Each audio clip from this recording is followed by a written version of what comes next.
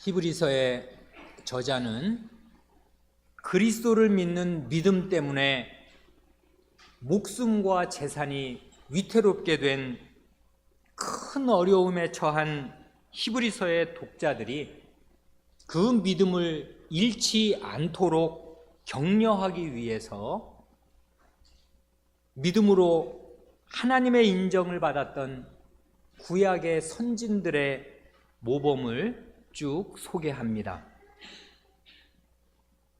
아벨, 에녹, 노아를 거쳐서 아브라함을 위시한 족장들의 믿음을 쭉 소개합니다.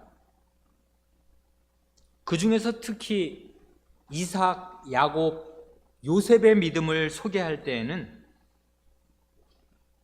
할 이야기가 많이 있겠습니다마는 다른 이야기들은 다 접어두고서 오직 그들이 각기 죽기 직전에 무슨 일을 했는가, 죽기 직전에 무슨 말을 했는가만을 언급합니다.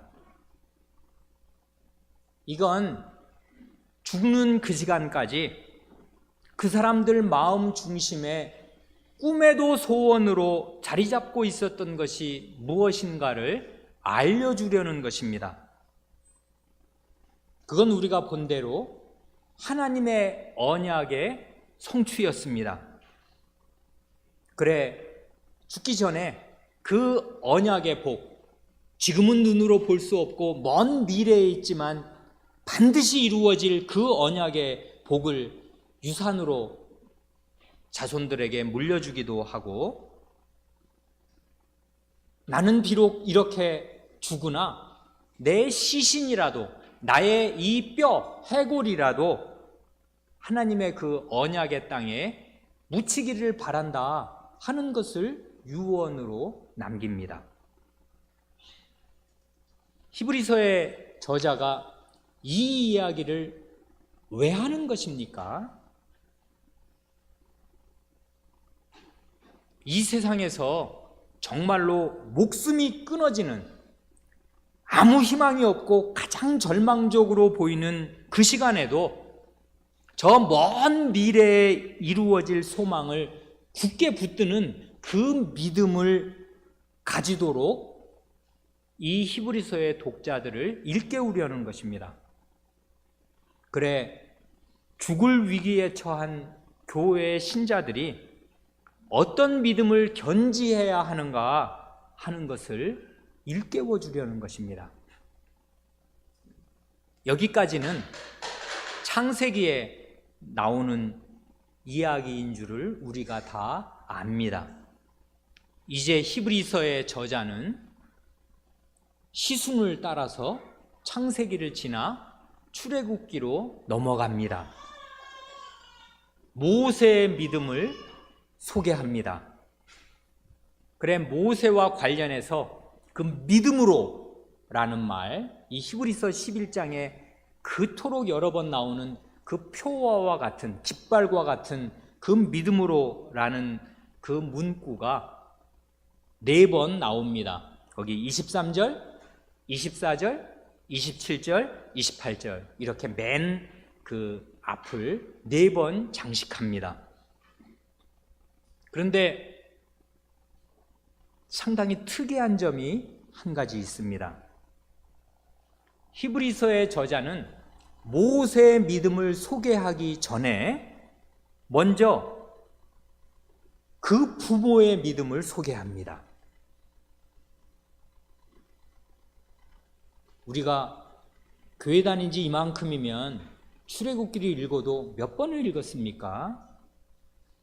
오늘 예배 시간에도 본문으로 출애굽기 2장 15절을 읽었습니다마는 우리를 가만히 살펴보면 우리는 평소에 모세의 부모의 믿음에는 별로 주의를 기울이지 않고 그냥 지나치는 경우가 많습니다. 그러나 히브리서의 저자는 모세의 부모의 믿음을 콕 집어서 이렇게 언급합니다. 혹시 우리 교우분들 가운데 모세의 부모님, 그 아버지 어머니 이름이 무언지 아시는 분 있습니까? 제가 안 물어볼 테니까 아시는 분 혹시라도 계시면 한번 손들어서 표시해 주십시오. 모세 아버지 이름 뭐냐? 모세 어머니 이름 뭐냐? 아시는 분 계십니까? 우리 한국 사람들은 여러 사람 앞에서 자기 지식을 뽐낸다고 생각할까 봐 그런지 알고 있는 것도 원래 손을 안 들지 않습니까? 부끄러워서. 몰라서 안 드시는 것입니까? 아는데도 안 드시는 것입니까? 모세 부모님 이름 아마 잘 모르실 겁니다. 성경에 나오기는 나옵니다. 출애굽기에 나오고 민수기에도 나옵니다. 성경을 자기가 잘 안다, 나 어렸을 때부터 굉장히 많이 읽었다, 교회 다닌 지가 몇십 년인데 하는 분들도요, 모세의 부모의 이름 잘 기억하지 못하시는 분 대다수일 것입니다. 그만큼이요, 모세의 부모는 거의 무명에 가까운 인물들입니다. 그렇지만은 하나님께서 이 모세라는 걸출한, 이 사람을 생각할수록 정말 걸출한 인물 아닙니까? 성경 66권에 그 기초가 되는 모세오경을 쓴 양반 아니에요. 성경 전체가 그 위에 그 걸터 있는 것과 마찬가지라고요. 어마어마한 사람입니다. 전 역사에서 이런 걸출한 구원자, 걸출한 예언자를 일으키실 때 누구를 쓰셨는가 하면, 우리가 교회 다닌 지 몇십 년이 되어도 여전히 그 이름을 기억하고 있지 못하는 그 평범하기 이를 데 없는 믿음의 가정, 그 믿음의 부모를 쓰셨습니다. 바로 이 사실이요, 히브리서 기자가 콕 집어서 모세의 부모의 믿음을 모세의 믿음보다 먼저 언급하고 지나가는 이 사실이, 그처럼 평범한, 지나고 나면 100년 지나고 나면 우리의 이름 기억해 주는 사람 누가 있겠습니까? 그처럼 평범하기 이를 데 없는 오늘 우리에게도, 그리고 이 히브리서를 읽는 첫 독자들에게도 주는 교훈이 있다 생각합니다. 근데 이름을 성경에 나왔으니까 알아두면 좋겠지요. 모세 아버지의 이름은 아므람이고 모세 어머니의 이름은 요게벳입니다. 거기 나중에 적어 놓으셨다가 한번 찾아보십시오. 출애굽기 6장 20절에 나오고 민수기 26장 59절에 나옵니다. 그런데 이걸 왜 우리가 기억 못하냐 하면, 이게 우리들이 보통 읽을 때 제일 재미없어 하는 족보 가운데 나와요. 사람 이름을 쭉 그냥 적어놓고 가는 족보를 소개하는데 한 줄 청 나오니까 잘 주의하지 않고 지나가는 것입니다. 그래 우리가 교회 오래 다녀도 모세 아버지 어머니 이름 잘 기억 못하는 것입니다. 모세의 부모 아므람과 요게벳, 이 사람들이 가졌던 믿음이 무엇인가를 23절이 기록하고 있습니다. 이 구절 좀 어렵습니다. 한번 보시지요.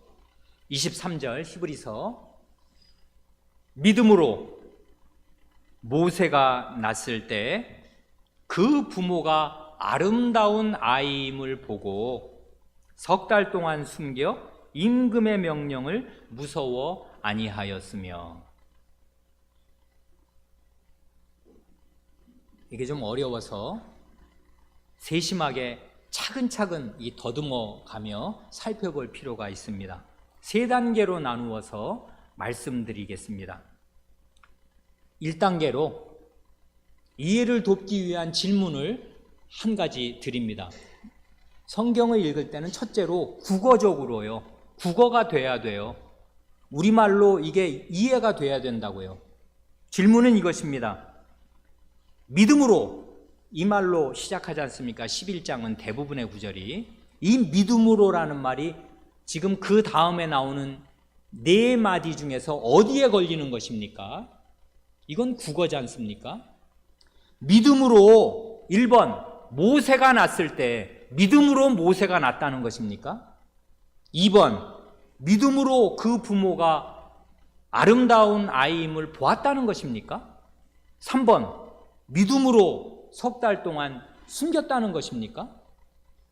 4번, 믿음으로 임금의 명령을 무서워 아니하였다는 것입니까? 뭡니까? 뭐가 지금 믿음으로 뭘 어떻게 했다는 것입니까? 가장 직접적으로, 가장 1차적으로 믿음으로라는 말이 어디에 걸리는 것입니까?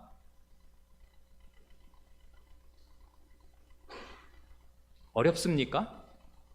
이거 정답 못 맞추면 이제까지 11장 제대로 안 읽은 것입니다. 국어적으로도 이해를 못하고 그냥 읽어 넘어간 것 뿐이라고요. 답은 3번입니다. 믿음으로 석 달 동안 숨겼다 그것입니다. 그래 이걸 직역을 하면 더 좋은데요. 직역을 할 때 무슨 별다른 직역이 아니라 말의 순서를 원문대로 바꾸면 더 이해가 잘 될 겁니다. 직역하면 이런 것입니다. 그 우리말 번역에서요, 그 부모가 아름다운 아이임을 보고 석 달 동안 숨겨 이렇게 돼 있지 않습니까? 요 순서를 바꾸면 됩니다. 믿음으로 모세가 났을 때 그 다음 석 달 동안 숨겼다 이것입니다. 그리고 나서 원문을 보면 거기 중요한 말이 하나 들어가 있는데 아쉽게 우리말 번역에 빠졌습니다. 그 다음 말이 뭐냐면 그 이유는 이것입니다. 그 이유는 하는 말이 들어가 있는데 그 말이 빠졌다고요. 믿음으로 모세가 났을 때 석 달 동안 숨겼습니다. 그게 믿음의 행위라고요. 그 이유는 뭐냐면 그 부모가 아름다운 아이임을 보고서 임금의 명령을 무서워하지 않았기 때문이다. 이것입니다. 일단 1단계로 국어 문제는 해결한 것 같습니다. 그러면 이제 내용을 생각할 차례인데 2단계로 넘어가겠습니다. 이런 의문이 안 드십니까? 이제 말로는 이해가 됐는데, 아니, 부모가 되어서 자기가 낳은 자식이 죽지 않도록 숨기는 게 인지상정이고 당연한 일이지, 그게 무슨 대단한 믿음의 행위입니까? 그거 우리 다 본받으라고 이렇게 히브리서에 써놓은 건데, 자기 자식 죽지 않도록 숨기는 거, 그거 믿음입니까? 그런 의문 안 드십니까? 이게 무슨 믿음입니까? 믿음입니다. 왜냐하면 이게 왜 믿음의 행위가 되냐면요, 목숨을 걸어야 하는 아주 위험한 일을 한 것이기에 그렇습니다. 믿음으로 그 위험한 일을 감행한 것이라고요. 여기 목이 달려 있었다고요. 이 사람들의 목이. 그걸 믿음이 있으니까 한 것입니다.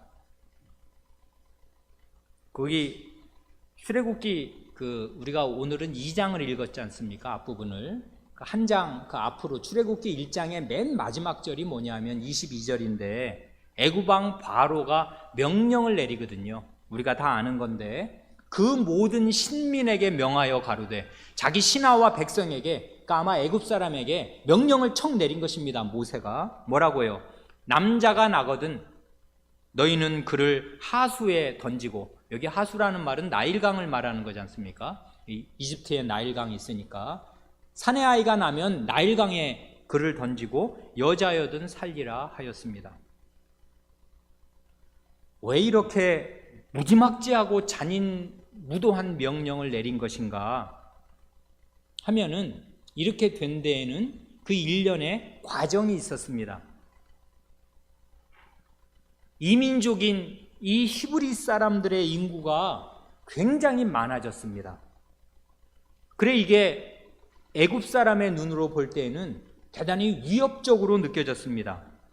조금만 이걸 가만히 내버려둬서 인구가 더 많아지면은, 그때는 고대에는 전쟁이 많았지 않습니까? 수시로 전쟁이 붙었을 때 이민족이 지금 애굽에 함께 사는데 얘네들의 수가 워낙 많아지니까 전쟁이 났을 때 적군하고 붙어가지고 거꾸로 우리를 공격하고 우리나라를 떠나버릴 위험이 있겠다 생각하였습니다. 그래서 생각해낸 것이 가혹한 고역을 가하는 것이었습니다. 그들을 노예로 만들어서 굉장히 힘든 건설 노역에 종사하게 했습니다. 성을 쌓게 했다고요. 성 쌓는 일 무지하게 어려운 일입니다. 그 성 쌓을 그 돌이며 그 진흙 같은 거 이겨서 그런 거 다 만들어내고 이고 올라가서 쌓아야 되는데 그건 위험한 일이기도 하고 정말 힘든 일인데 이 일을 계속 시켰습니다. 그래, 인구를 줄여보려고. 그런데 그렇게 했는데도 계속 인구가 더 늘어났습니다. 수습이 안 되었습니다. 그러니까 왕이 이번에는 히브리 산파를 부르지 않습니까? 그래서 사내 아이면 죽이고 계집 아이만 살려두라고. 그런데 그 왕의 명령도 먹히지 않았습니다. 그래서 마지막으로 내린 것이 이것입니다. 이젠 산파고 뭐고 다 소용없고 무조건 히브리 사람 중에서 사내 아이 낳으면 너희는 나일강에 갖다 던져 죽게 하고 계집 아이만 살려둬라, 이렇게 된 것입니다. 그러니까요, 사내 아이가 태어나면 나일강에 던져야 된다는 이런 잔혹한 살인 명령이 내려지는 판국이니까 이걸 지금 국책사업으로 왕이 몇 단계의 시행착오를 통해서 마지막으로 내린 명령이 되니까 이 명령을 어기면, 사람 죽이라는 명령 아니에요. 특별히 그 낳은 아이를, 이런 명령을 내릴 때 벌이 무르면요, 몇 번 봐주고 그러면 이런 명령이 이게 시행이 되겠습니까? 될 리가 없습니다. 그러니까 이런 명령을 어기면은 어떤 가혹한 형벌이 따르게 될지 예상하기가 어려운 일이 아닙니다. 그러니까 나중에 우리가 역사를 보면 숨기긴 믿음으로 숨겼는데 석 달 이상을 못 견뎠다는 거 아닙니까? 그러면 죽어야 되니까 아이와 자기가 같이 죽는 수밖에 없어요. 그러니까 석 달 이상을 버틸 수가 없어서 나중에는 집에서는 더 이상, 왜냐하면 애가 울지 않습니까? 그리고 이제 아장아장 걸어서 돌아다닐 거 아니에요. 이제 돌만 지나면. 그러면 그걸 무슨 수로 숨기냐고요. 애를 20년 동안 집에서 숨겨 기를 수가 있습니까? 그러니까요, 그건 불가능한 일이었다고요. 그래서 나중엔 결국 석 달 숨긴 것 뿐이고 이제 그 갈대 상자에 넣어서 그 애를 나일강에 결국은 그렇게 말하자면 버릴 수밖에 없게 되지 않습니까? 이럴 만큼 이 명령은 가혹했고 목숨이 달려 있었다 이것입니다. 그런데도 그 부모가 석 달 동안을 믿음으로 숨겼습니다. 이게 믿음이라는 겁니다. 그 이유가 중요한데, 그 이유는요, 그 부모가 아름다운 아이임을 보고 임금의 명령을 무서워하지 아니하였기 때문입니다. 이게 믿음이라고요. 임금의 명령을 무서워하지 않았습니다. 그리고 아이를 숨겼습니다. 그래, 이 마지막 이제 세 번째 단계로 임금의 명령을 무서워하지 않을 만큼 이 아이가 아름다운 아이임을 보았습니다. 이게 이유거든요. 믿음으로 숨긴 이유는 두 가지인데 그 아이가 아름다운 아이임을 보고서 임금의 명령을 무서워하지 않은 거거든요.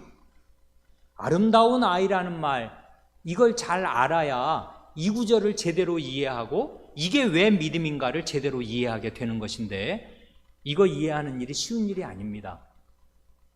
성경은 심오하다고요. 어렵습니다. 늘 정신 차리고 읽지 않으면 그냥 건너머 읽게 돼요. 읽으나 마나가 됩니다. 이게 무슨 뜻인가? 우리가 지금 출애굽기 요구의 배경이 될 출애굽기 2장 1, 2절 읽었지 않습니까? 거기 보면 똑같은 구절이 나오는데요. 요구의 배경이 되는 구절, 이 아이가 아름다운 아이임을 보고 숨겼다는 구절이 나오는데 출애굽기 2장 1, 2절을 읽어서는 큰 도움이 안 됩니다. 똑같은 말 반복이라고요. 출애굽기 2장 1, 2절은 이렇지 않습니까? 레위 족속 중 한 사람이, 거긴 이름도 안 나와요. 처음에는 모세 부모 이름이 안 나옵니다. 그냥 레위 족속 중 한 남자가 레위 여자에게, 같은 지파 여자에게 장가들었습니다. 그래, 그 여자가 잉태하여 아들을 낳아 그 다음 말이 그 준수함을 보고 그를 석 달을 숨겼더니 하는 것입니다. 그러니까 출애굽기에서는 그 준수함을 보고서 석 달을 숨겼다 하고, 이제 그 말을 받아서 우리 히브리서에서는 아름다운 아이임을 보고 이제 석 달을 숨겼다 그런 거 아닙니까? 그 준수함이라는 말, 우리가 아는 히브리 단어로 토브입니다. 선하다, 좋다, 그 말 아닙니까? 그 아이가 선하다, 좋다 하는데 그 갓난아이에게 토브라는 말을 쓰면 그건 사랑스럽다, 그런 말이 되겠습니다. 아이를 낳았는데 그 아이가 준수한 아이, 사랑스러운 아이였습니다. 이건 우리 지난해 우리 교회에 6아이가 태어났는데 그 아이 낳아서 그 아이를 아는 어머니 아버지 심정을 보면 사랑스럽지 않은 아이 어디 있습니까? 다 사랑스럽고 정말 눈에 넣어도 안 아프다는 거 아닙니까? 그러니까 이게 무슨 믿음인가 잘 모릅니다. 사랑스럽지요, 아이는. 그래, 여기에 빛을 던져주는 말씀이 사도행전 7장에 나옵니다. 사도행전 7장 20절에, 사도행전 7장은 아시는 대로 스데반이 그 초대 예루살렘 교회의 7사람 중에 하나였던 스데반이 공회 앞에 이제 중대 범죄자로 붙잡혀서 최후 진술을 하는 그 긴 내용, 일종의 최후 진술 내용이 적혀 있는데 거기 20절에 요 출애굽기 2장 2절을 이런 식으로 인용합니다. 어떻게 해요? 그때 모세가 났는데 하나님 보시기에 아름다운지라 그 부친의 집에서 석 달을 길리우더니 합니다. 눈에 번쩍 띄는 다른 표현이 하나 들어가 있지 않습니까? 아름다운데 하나님 보시기에 아름다운지라 그렇게 말합니다. 스데반이. 그러니까 이건 권위 있는 해석입니다. 스데반이 구약 역사를 인용할 때 이렇게 인용하는 것입니다. 하나님 보시기에 아름다운지라. 이 하나님 보시기에 아름다운지라를 직역을 하면, 원문대로 직역을 하면 하나님께 아름다운지라입니다. 하나님께 아름다운 아이였습니다. 그러니까요, 아이를 이제 이 요게벳이, 아므람 부부가 아이를 낳았는데 참 잘생겼고요, 내가 낳은 아이니까 말할 수 없이 사랑스럽습니다마는 그건 당연한 일인데 그 이상의 무언가가 있었습니다. 그 이상의 무언가란 이 아이는 하나님께 아름다운 아이였습니다. 말하자면 하나님께서 아름답게 여기시고 좋게 여기시고 자기 백성을 위해 쓰실 아이였습니다. 그러니 이 아이를 그냥 죽게 내버려 둘 수가 없었습니다. 모세의 부모는 아이를 낳아서 이 아이를 가만히 지켜볼 때 이 아이가 하나님께 아름다운 아이이니까 하나님께서 장차 귀하게 쓰실 것이라는 믿음과 소망이 생긴 것입니다. 그 믿음과 소망이 있어서 왕의 그 살벌한 어명, 어기면 아마도 그 집안이 몰살당할 그 왕의 명령을 두려워하지 않을 수 있었습니다. 하나님께 대한 믿음과 소망으로 현실의 어마어마한 두려움을 극복했습니다. 그래 임금의 명령을 무서워 아니하였으며 합니다. 성경은 이 이상 모세의 부모가 가졌던 그 생각이 뭐였나, 그의 믿음과 소망의 그 실 내용이 무엇이었는가를 자세히 말하지 않습니다. 어떻게 해서 그 아이를 보고서 이 아이가 하나님께 아름다운 아이였는지를 확신하게 되었는지 성경은 말하지 않습니다. 모르는 것은 비워두는 것입니다. 우리가 몰라요. 어떻게 해서 그렇게 확신을 가지게 되었는지. 그러나 분명한 사실이 있습니다. 그건 뭐냐면 히브리서 저자가 성경의 저자로서 우리를 일깨워주는 대로 믿음으로 모세의 부모는 자기의 믿음과 소망을 아주 진실한 행위로 현실에서 입증했습니다. 어떻게 해요? 임금의 명령을 무서워하지 않고 목숨이 왔다 갔다 하는 그 위협을 무릅쓰고서 아이를 끝까지 숨긴 것입니다. 이게 믿음의 행위라고요. 이 아이 어떻게 쓸지 부모가 그 당시에 어떻게 알아요? 그건 미래의 일이라고요. 하나님이 쓰신다는 어떤 표를 주셨더라도 그건 나중 일이고, 지금 당장은 내가 죽게 생겼다고요, 말 안 들으면. 그런데 그 미래에 올 소망을 꽉 붙잡고서 그 믿음을 현실에서 입증하는 것입니다. 목숨의 위협을 넘는 것이에요. 그 믿음으로 진실하게 입증한 것입니다. 이 현실 생활에서 철통 같은 현실의 압박, 목을 조여오는 바로의 명령보다 하나님을 더 두려워해서 목숨의 위협을 무릅쓰고 아이를 숨겼습니다. 이게 믿음입니다. 나중에 된 일을 보면 하나님께서 모세의 부모의 이 믿음을 쓰셔서 모세를 바로의 궁전에서 기르십니다. 다 아시니까 그 다음 얘기는 자세히 말씀드릴 필요가 없습니다. 극적인 반전이 일어납니다. 모세의 집안 사람을 다 쓰신다고요. 그 모세의 누이도 쓰시지 않습니까? 그 어렸을 텐데 글쎄 한 초등학생 정도나 되었을라는지, 그 미리암 말이에요.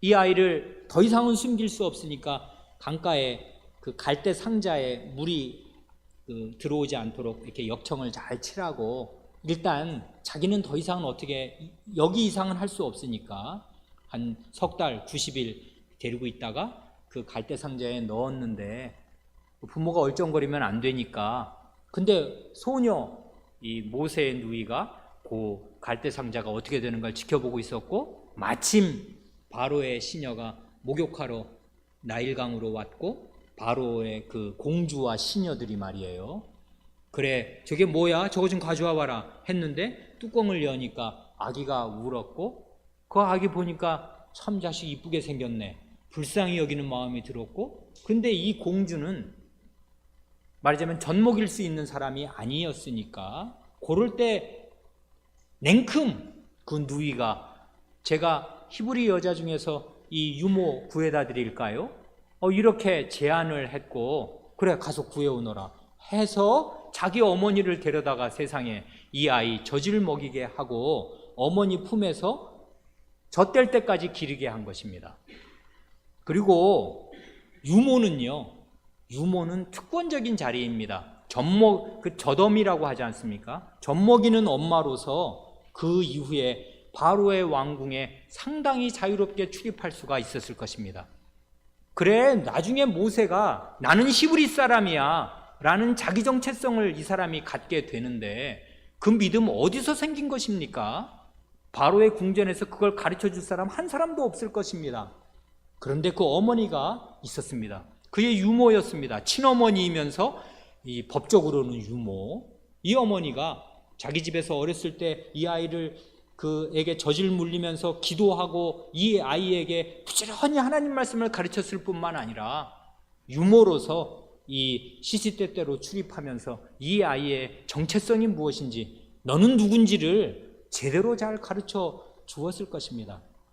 그래 우리는 그 이름도 잘 모릅니다마는 모세라는 걸출한 그 신구의 역사에서 정말 뛰어난 그 인물이 세상에 나오게 될 때 하나님께서 이처럼 우리도 다 하는 그 무명에 아이 낳아서 젖 물리고, 그리고 아이에게 하나님 말씀을 가르쳐 주되 그것을 진실한 믿음으로 목숨이 어떻게 되든지 하나님께 아름다운 아이인 것을 믿고서 이 아이를 위해서 목숨을 건 그런 믿음의 행위를 한 이 부모의 믿음을 쓰셨습니다. 그렇게 해서 모세라는 인물이 길러졌습니다. 그러니 이런 사실이 히브리서 독자들에게, 그리고 오늘 우리에게 교훈을 주지 않을 수가 없습니다. 하나님이 우리를 어떻게 쓰실지 우리가 어떻게 알겠습니까? 모세의 어미가, 모세의 아비가 자기들을 이렇게 써서 모세라는 인물이 자기들 뱃속에서 나올 줄 알았겠습니까? 모르는 것입니다, 그것은.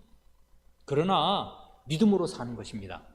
믿음으로 미래에 있는 소망을 현실에서 아무리 어렵더라도 입증하는 삶을 사는 것입니다. 목숨이 간당간당하여도 믿음을 지키는 것이에요. 소망의 내용을 붙들고 사는 것입니다. 그러면 우리의 그 작은 믿음, 그렇다고 그 모세 어머니의 모든 교육의 효과다, 이렇게 말하면 그게 결국 사람을 의지하는 거지 뭘 하나님을 의지하는 게 되겠습니까? 우리가 할 수 있는 거, 우리의 믿음, 우리가 자식을 교육하는 거 대단히 적은 것입니다. 그것의 공효로 우리 아이가 훌륭하게 되는 것이 아닙니다. 그러나 우리의 믿음을 쓰신다고요. 그런 게 없으면 아무것도 없는 것입니다. 모세 없는 것입니다. 그러나 부모의 그 믿음, 진실한 믿음을 하나님이 써주시면 이런 일이 일어나려면 일어나는 것입니다. 그러니 우리는 부모로서 우리가 무명으로 이 땅을 걸어가서 무명으로 우리 인생을 마치게 될지언정 믿음으로, 이런 믿음을 견지하면서 자녀를 길러야 합니다. 그러면 하나님께서 우리 교회 안에서, 내 뱃속 안에서 어떤 사람을 일으켜 주실지 우리가 어떻게 알겠습니까? 그 다음 24절로 그 26절에 모세의 믿음이 나옵니다. 이건 그냥 읽기만 해도 감동적인 구절이고 그 내용을 우리가 모르지 않습니다. 중간에 좀 어려운 그 문구가 있기는 합니다. 그래, 모세에 관한 구절들이 이게 알 듯 모를 듯한 내용들이 꽤 있어서 어렵습니다. 그러니까 주의해서 볼 내용이 됩니다. 24절로부터 26절은 이렇습니다. 믿음으로 모세는 장성하여 바로의 공주의 아들이라 칭함을 거절하고 도리어 하나님의 백성과 함께 고난받기를 잠시 죄악의 낙을 누리는 것보다 더 좋아하고 그리스도를 위하여 받는 능력을 애굽의 모든 보화보다 더 큰 재물로 여겼으니 이는 상 주심을 바라봅니다. 이게 전부 지금 24절에 믿음으로에 걸리는 말입니다. 믿음으로 이 사람이 뭐를 거절하고 뭐를 택했다, 그 이유는 이것이다, 이런 식으로 지금 구성되어 있지 않습니까? 믿음으로 모세가 장성합니다. 그래, 아까 우리가 사도행전 7장 20절인가를 읽었는데 그 스데반의 그 모세의 생애를 요약하는 말을 한 절만 더 읽으면 그 사도행전 7장 22절에 이렇게 말합니다. 모세가 애굽 사람의 학술을 다 배워 그 말과 행사가 능하더라 합니다. 이건 우리가 능히 예상할 수 있는 일입니다.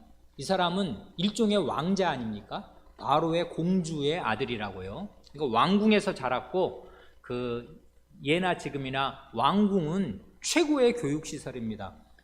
전국에서 가장 머리 좋고 똑똑한 사람은 왕궁에 있습니다.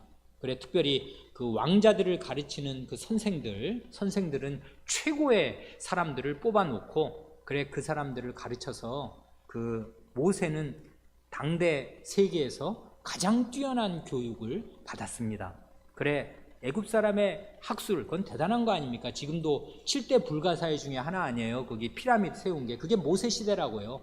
그 피라미드를, 그렇게 정교한 수학과 천문학을 다 응용할 줄 알았던 그 당대 최고의 고대 과학 문명을 꽃피웠던 애굽의 그 왕실의 학술을 다 배워서 말과 행사가 능한 사람이 되었습니다. 그런데요, 그게 중요한 게 아니라 그가 장성하여서 이제 다른 성경을 따르면 나이 40이 되었을 때 그의 앞에 두 갈래 길이 있었습니다. 하나는 지금까지 40년 살아온 대로 계속 바로의 공주의 아들로 지내면서 애굽의 모든 보화를 누리고 사는 그 길이었습니다.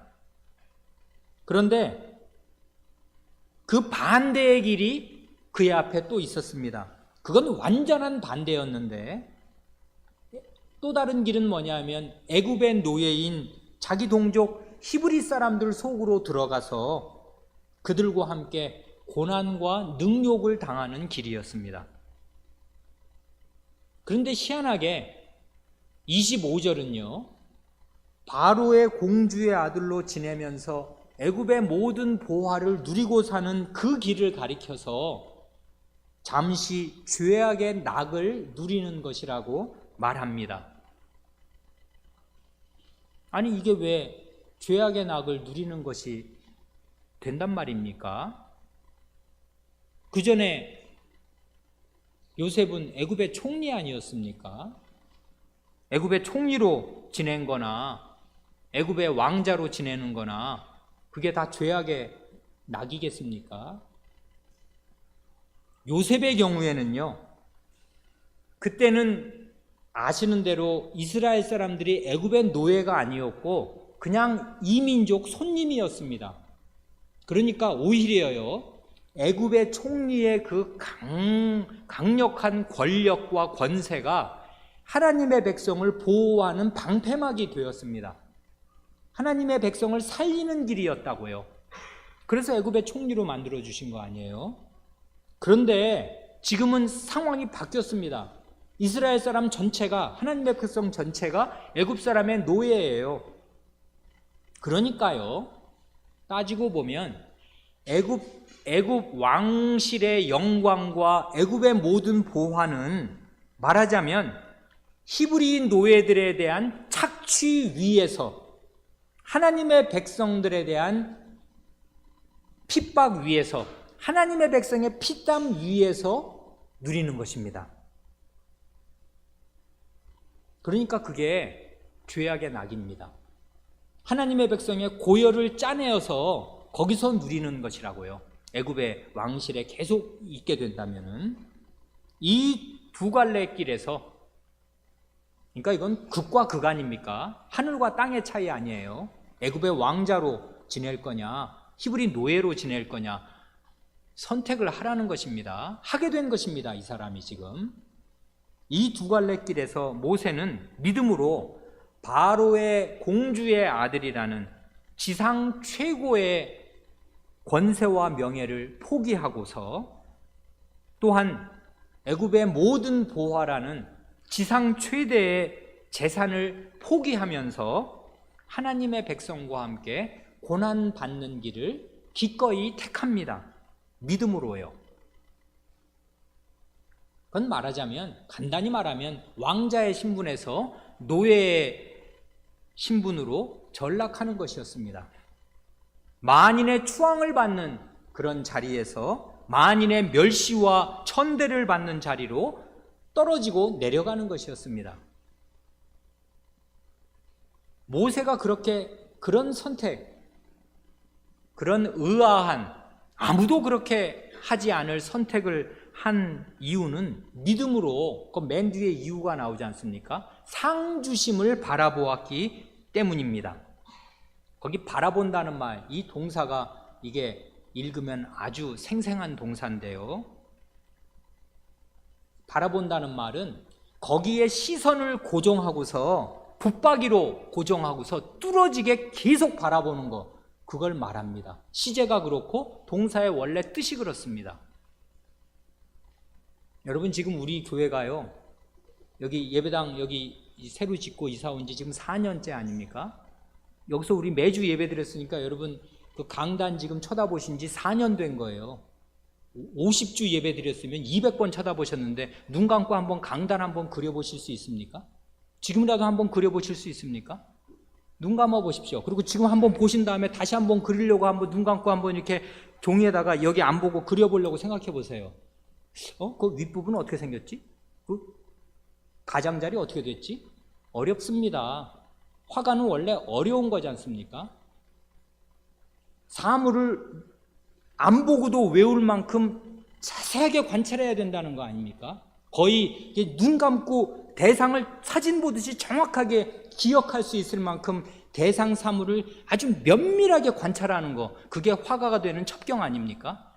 대상 사물에 대한 그 주목, 뚫어지게 바라보는 거, 그래서 거의 그 미세한 차이들을 다 마음속에 기억하는 거, 그래서 나중에는 그 안 보고도 그려낼 수 있을 만큼 되는 거, 그게 화가가 그 대상 사물을 관찰하는 방식인데요. 그러니까 보통 사람들은 화가 못 되는 거 아닙니까? 바로 그것입니다. 여기 바라본다는 말이 뚫어지게 바라보는 거예요. 시선을 거기에 붙박이로 고정하고서 자세히 세세하게 거기에 온 마음을 거기에 집중하는 것입니다. 뭐에다가요? 하나님과 하나님의 보상에 마음을 다 쏟은 것입니다. 그게 이 사람의 믿음의 요체입니다. 모세는 장차 자신에게 상을 주실 그 하나님, 그리고 그 하나님의 보상에 마음 눈을 딱 고정시키고 있었습니다. 그런데 지금 이거는 그 20몇 절이지만 이게 바로 1절과 6절에서 말한 믿음의 특성 아니었습니까? 믿음은 바라는 것들의 실상을 꽉 붙드는 것이고 보지 못하는 것을 현실에서 입증하는 것이라면서요. 그게 1절 아니에요? 그 믿음, 내가 바라는 게 있습니다. 그걸 그냥 꽉 붙듭니다. 화가가 대상 사물을 안 보고서도 정확하게 그려낼 수 있을 만큼, 그걸 외다시피 할 만큼 바라는 것들을 바라보고 있는 것이에요. 시선을 고정시켜서 외우는 것입니다. 마음을 거기다 다 주는 거예요. 그리고 보지 못합니다. 그건 안 보여요. 결국은 마음 눈으로 바라볼 수밖에 없는데 그것을 현실에서 이런 식으로 입증해내는 것입니다. 이게 모세의 부모가 아주 작은 단위에서 자기의 목숨을 걸고서 믿음을 지켜서 이 믿음이 결코 머리로만의 믿음이 아니라는 거, 목숨이 위태해도 나는 이 믿음을 지킨다는 걸 입증했지 않습니까? 그것처럼 모세는 포기할 수 없는 최고의 권력과 재산을 포기하는 이 현실의 입증으로 자기 믿음의 순수함을 입증하였습니다. 믿음은 이런 것입니다. 믿음은 보배를 갖는 것이라고요. 더 큰 보배를. 그래 11장 6절이 또 히브리서에서 믿음이 뭔가를 말할 때 믿음의 요체를 그렇게 말하지 않습니까? 믿음이 없이는 기쁘시게 못하나니 하나님께 나아가는 자는 반드시 그가 계신 것과 또한 그가 자기를 찾는 자들에게 뭘 주신다고요? 상 주시는 이심을 믿어야 할지니라. 이게 믿음이라고요. 하나님과 하나님의 보상. 이게 믿음의 요체다 이거. 이렇게 히브리서 11장 1절 6절에서 가르쳐 준 거를 모세는 자기 현실에서 입증한 것입니다. 믿음이 있는 사람이라는 것. 믿음은 하나님과 하나님의 보상을 바라는 것이에요. 그러니까 모세가 물론 대단한 결정을 한 그렇지만은 자기가 나는 순교자가 되려다 하고서 무슨 엄청난 손해를 보는 길을 스스로 택한 것이 아니라 남는 장사를 한 것입니다. 참된 믿음은 이런 것이에요. 이건 상 주시는 하나님의 보상이 영원하고 훨씬 더 큰 것을 거기에 시선을 완전히 집중하니까 이 세상 사람들이 가장 크게 보이는 것들이 굉장히 작게 보인 것입니다. 가치관의 전도가 일어난 거예요. 올바른 가치관을 갖게 된 것입니다. 하나님 나라와 하나님의 것이 훨씬 크게 보이게 됐어요. 왜요? 상주심을 계속 바라보고 있었거든요. 그래서 그의 믿음이 커졌고 이 세상에 주는 최고의 것들이 그의 마음속에서 아주 작아졌습니다. 이게 믿음이라고요. 이런 믿음으로 모세가 행한 것입니다. 이게 바로요 우리 주님 자신의 믿음이기도 하였습니다. 우리가 지금 11장을 읽고 있는데 한 장 뒤로 넘어가서 12장 첫 부분 12장 2절에 모세와 똑같은 동질의 그 신앙을 물론 훨씬 더 원형적으로 훨씬 더 완전하고 풍성하게 우리 주님이 보여주십니다. 모세랑 아주 그 유형이 비슷해요. 어떻게 해요? 믿음의 주요, 믿음의 창시자시요 온전케 하시는 이인 예수를 바라보자. 저는 그 앞에 있는 즐거움을 위하여 십자가를 참으사 부끄러움을 개의치 아니하시더니. 이건 모세가 걸었던 길과 똑같은 거 아닙니까? 앞에 있는 즐거움이 있습니다. 그건 결국 나중에 보면 하나님 보좌 우편에 앉으시는 것입니다. 구원을 완성하시고 그 즐거운 자리, 영생과 복락이 있는 그 자리에 사명을 완수하고 앉으셔서 그 구원을 다 이루시는 그 즐거움을 바라보셨습니다. 그 즐거움을 바라보는 그 고정된 시각이 있기에 십자가라는 참을 수 없는 부끄러움을 개의치 않으실 수 있었습니다. 이건 예수님께도 쉬운 일이 아니었던 거 우리가 다 압니다. 피하고 싶은 것이어서 그 간곡하게 3번이나 같은 말로 기도까지 하셨지 않습니까? 피하게 하여 달라고. 그럴 만큼 어려운 것이었습니다마는 그 앞에 있는 즐거움을 바라봤다고요. 이게 믿음과 소망을 붙여서 지금 얘기하는 거지 않습니까? 이런 소망이 우리 앞에 있다고요. 이걸 꽉 붙들고 시선을 거기에 고정시키는 사람은 현실의 어려움을 뛰어넘는 것입니다. 이런 믿음이 없으면 현실의 어려움에 다 굴복해요. 현실의 유혹에도 다 굴복합니다. 죄악의 낙을 누리고 산다고요. 그냥 신자라도. 히브리서의 1차 독자들이 그럴 위험에 처해 있었던 것입니다. 그러니 그러지 말도록 이 모세의 가장 극단적인 예를 척 제시하고 그 다음 장으로 가면 예수님의 예를 제시하는 것입니다. 믿음의 예로, 모범으로. 그럼으로써 큰 어려움 가운데 있는 교회를 격려하는 것입니다. 믿음을 잃지 말도록, 여러분이 가진 믿음이 어떤 가치 있는 것인 줄 아시도록 권하는 것입니다. 2절 관련된 하나님 말씀을 읽고 말씀을 마칩니다. 이거는 히브리서 저자의 말이 아니라 바울 사도의 말인데 거의 똑같은 얘기를 하고 있어요. 이 모세와 예수님이 그 앞에 있는 즐거움, 앞에 있는 보상을 바라는 소망과 믿음을 견지하고서 현실에서 기꺼이 능욕받는 노예의 길, 십자가 죄인의 길로 내려갔던 그 믿음의 요체를 이런 방식으로 설명합니다. 고린도후서 4장 17, 18절은 이렇습니다. 이게 우리가 오늘 생각한 말씀의 요약이 되겠습니다. 우리의 잠시 받는 환난에 경한 것이 지극히 크고 영원한 영광의 중한 것을 우리에게 이루게 함이니 우리의 돌아보는 것은 보이는 것이 아니요 보이지 않는 것이니 보이는 것은 잠깐이요 보이지 않는 것은 영원함이니라. 날카로운 대조, 모세가 두 갈래 길 앞에서 바라보았던 그 날카로운 대조가 여기도 나타납니다. 우리가 잠시 받는 환난이 있고 이것은 가벼운 것이라 합니다. 이것과 대조되는 것은 지극히 크고 영원한, 잠시가 아니고 영원한 것이고요, 작은 것이 아니고 큰 것이고요, 가벼운 것이 아니고 무거운 영광이 있습니다.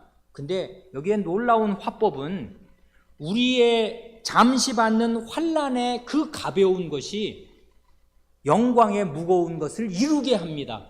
이 환난을 믿음으로 통과하지 않으면 영광은 없는 것입니다. 모세가 그때 만약에 죄악의 낙을 택하는 길을 붙들었더라면은 그 사람의 영광은, 그 사람의 보상은 없어지는 거 아닙니까? 믿음의 길은 양자택일의 길이라고요. 꿩 먹고 알 먹고의 길이 아니라고요. 그러니까 이 지금 잠시 받는 환난이 지극히 크고 영원하고 무거운 영광을 이루게 할 것입니다. 믿음으로 이 고난을 뚫고 나가는 사람이 그 거대한 영광을 얻겠습니다. 그래, 같은 바울 사도가 로마서 8장 18절은 훨씬 더 간단하게 이렇게 말합니다. 생각건대 현재의 고난은 장차 우리에게 나타날 영광과 좋게 비교할 수 없도다. 아멘. 기도하시겠습니다.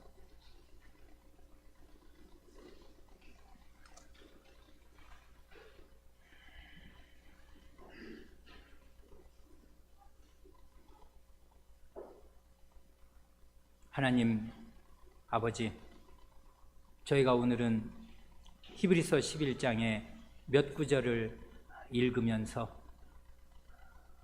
이름조차 저희가 잘 기억하지도 못하였던 모세의 부모의 믿음이 무엇이었으며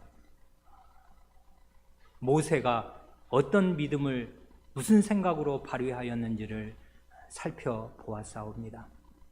주님, 저희도 대부분 무명으로 이 한평생을 살다가 이 땅에 묻히게 싸우나, 그러나 저희에게 이 보배로운 믿음, 지극히 크고 영원한 영광의 무거운 것을 저희에게 소망으로 분명히 말씀하여 주셨사오니 그것을 굳게 믿고 바라보며 신뢰하는 그 믿음을 결단코 약화시키거나 포기하지 않게 하여 주시옵소서. 저희에게 믿음으로 말미암아 믿음을 지키기 위하여 당하는 어려움들이 찾아올 때 믿기 때문에 당하는 그 어려움이 이상한 일 당하는 것처럼 생각지 않게 하여 주시고, 오히려 그 현실의 어려움이 저희의 크고 영원한 영광을 이루게 하는 재료가 됨을 믿게 하여 주시고, 저희의 눈을 하나님과 하나님의 보상, 하나님께서 저희에게 입혀주실 그 영원한 영광과 영광의 부활의 몸에 고정시킬 수 있게 하여 주시옵소서. 그리하여 결단코 이 현실에서 죄악에 타협하지 않게 하시고, 죄를 짓는 자리에 자신을 방임하지 않게 하시며, 믿음으로 행하게 하시고, 믿음으로 고난받는 길을 기꺼이 선택할 수 있게 하여 주시옵소서. 이 믿음으로 살게 하시고, 이 믿음으로 모든 고난을 뚫고 나아갈 수 있게 하여 주시옵소서. 우리 구주 예수님의 이름으로 기도하옵니다. 아멘. 한 가지 강설에서 제가 빠뜨린 것이 있는데, 히브리서 지금 11장 26절에 희한한 말을 하지 않습니까? 히브리서 저자가 이 모세를 가리켜서요, 그리스도를 위하여 받는 능력을 애굽의 모든 보화보다 더 큰 재물로 여겼다 하거든요. 모세는 그리스도 오시기 1500년 전 사람입니다. 그런데 어떻게 모세가 받는 그 치욕, 모욕을, 노예 민족과 자기를 동일시한 그 모욕을 그리스도를 위하여 받는 모욕이라고 히브리서 저자는 말하는 것입니까? 하는 것을 곰곰이 생각해 보시고 다음 주일에 오시면 하나님 말씀을 깨닫는데 도움이 되실 것입니다. 이건 큰 숙제입니다.